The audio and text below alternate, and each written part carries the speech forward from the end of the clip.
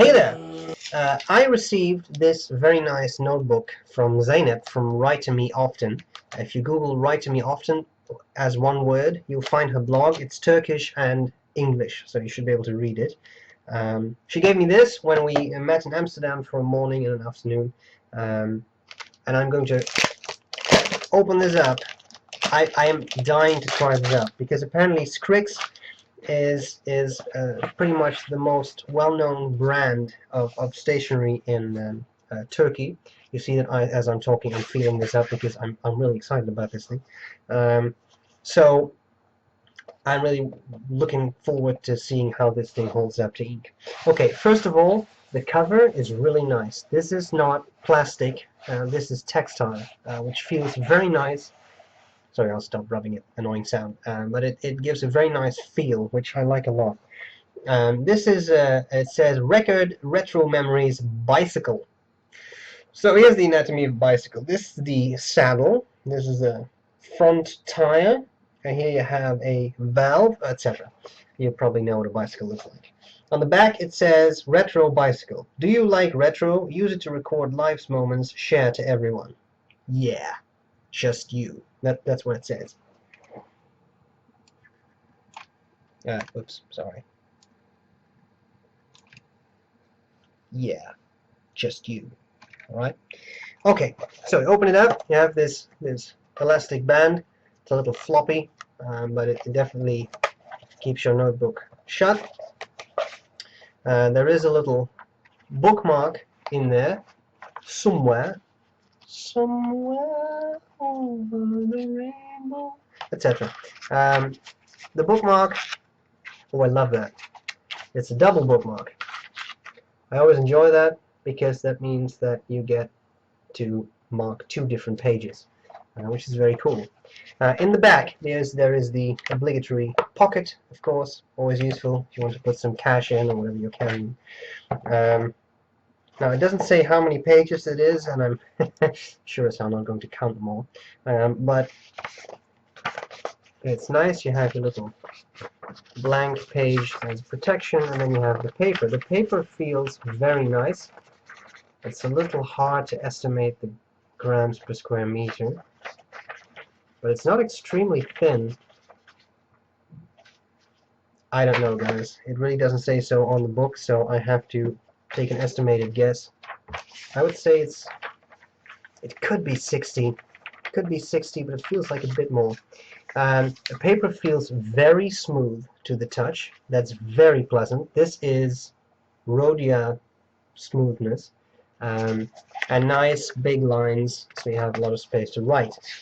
Now, this is a notebook, and I can talk about it as much as I want. I've given you an idea of what it looks and feels like, but of course the real test is going to be pens. That's what we're going to do now. I've inked up a bunch of pens. We're going to try this. We're going to see what it does, and that's all there's to it. Zainab, thanks a lot for giving me this notebook. I already love it, but now we're going to see how it writes. Thanks, guys. I'll see you later. Bye-bye. Okay, guys, let's have a look at this Scrikss notebook. See what we can do. Let me zoom in a bit so you can see what I am doing. Let me just grab a little sheet of plastic to put under my hand so that I don't soil the paper. And then let's start with a fine nib. This is a disposable Zebra Fuente.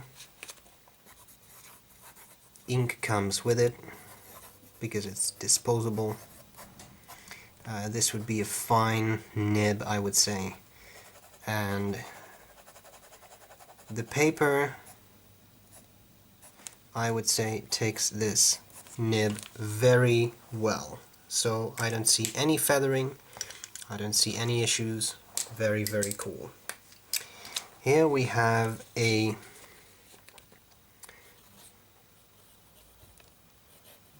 Scrikss pen. This is the 39 Oscar. I just wrote down Oscar 39, that's alright. This I would say is a fine to medium, it's not marked, and this is not super wet, but quite nice. This is the Mont Blanc Permanent Grey ink. I would say that is quite, the paper takes that quite well too. Then we have my Visconti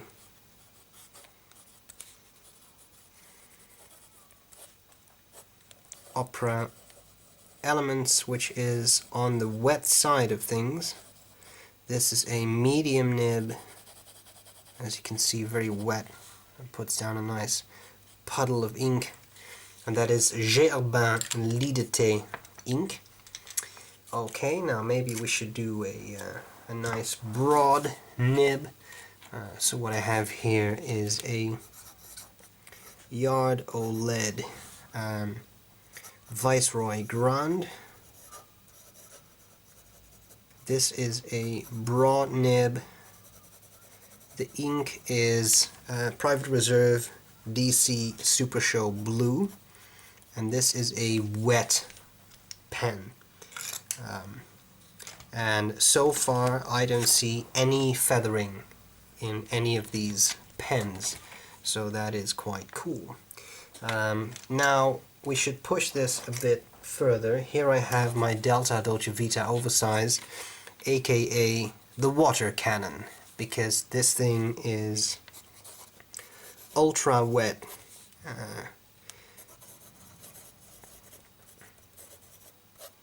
This is a broad too.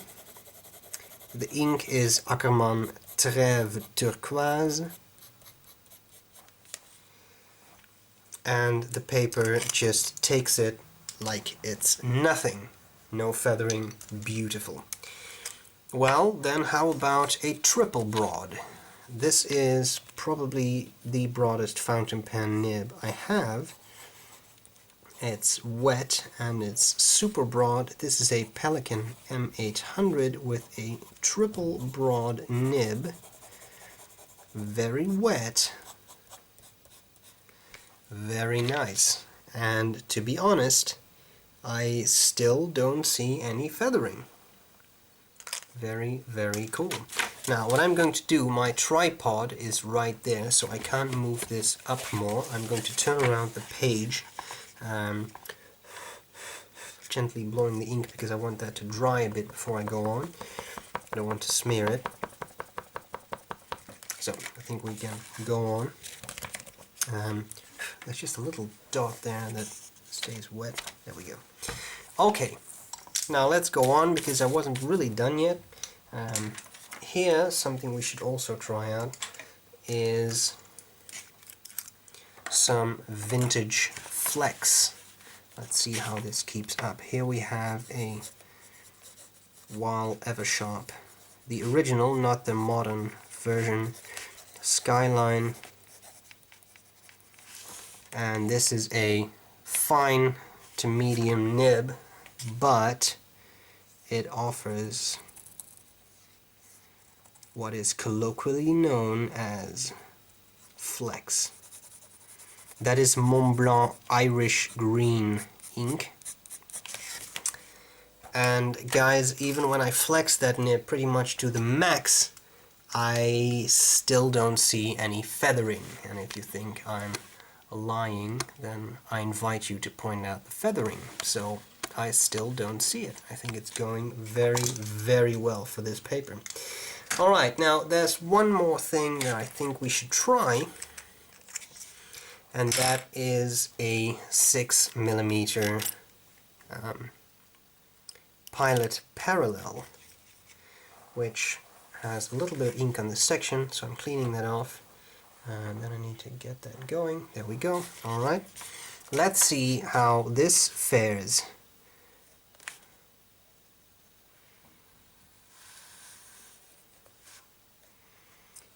I am almost convinced that the ink in here is Kaweco Black.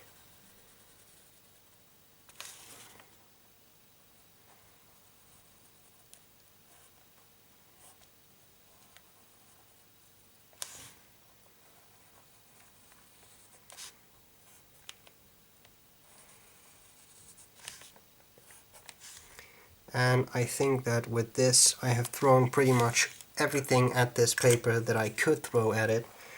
Again, I don't see any feathering of a 6mm wet calligraphy nib. So the final thing I will do is a ballpoint. Don't see why that would be any different from, or would be any worse than a fountain pen. If I think that's going to bleed through less anyway, but I have it here, so might as well try. Well, all my samples are dried up, maybe apart from that, but I don't see any feathering in any of these samples. Very impressive paper they put in here. Very smooth, very pleasant to write on. Now let's talk about bleed through or shade through, show through, whatever you like to call it. I'm going to turn the page, and there is some show through, as you can see. You can see the writing, but there doesn't seem to be any bleed through. There are no bits of ink that you actually see coming through the page. Maybe a little bit right there. Let's see if I can show you that a little better.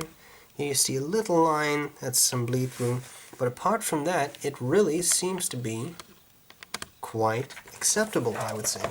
Even with this 6mm nib, there is no actual bleed through, not even with the flex. There may be a little bit there, but that is really minor. I really have seen a lot worse. So guys, I am very impressed by this notebook. I would definitely consider this for everyday use. Yes, there's going to be some see-through, but hey, it's not that terrible. So, I would say, Zeynep, thanks a lot for giving me this notebook. I'm going to be using this with a lot of pleasure because it's good paper. As you can see, it's slightly cream-colored. It's not completely white, but I think it's quite nice. So, I hope this was useful, and I'll see you later. Bye!